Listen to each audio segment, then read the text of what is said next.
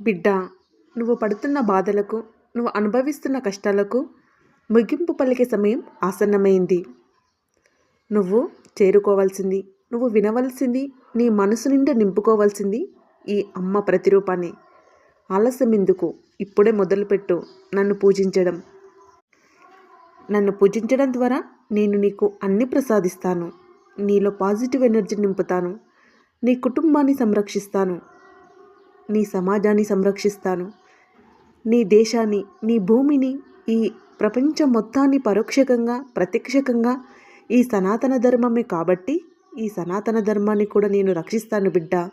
నువ్వు నన్ను పూజించు. నీతో పాటు 10 మందిని పూజించమని చెప్పు బిడ్డ. ఆలస్యమెందుకు? జై దుర్గామాత, జై లలిత త్రిపుర సుందరి దేవి. ఓం నమో శ్రీమాత్రే నమః. ఓం నమ శివాయ. ఓం నమో శివశంకరాయ అని నీకు నచ్చిన నామాన్ని ప్రతినిత్యం నీ మనసు నిండా నింపుకో బిడ్డ.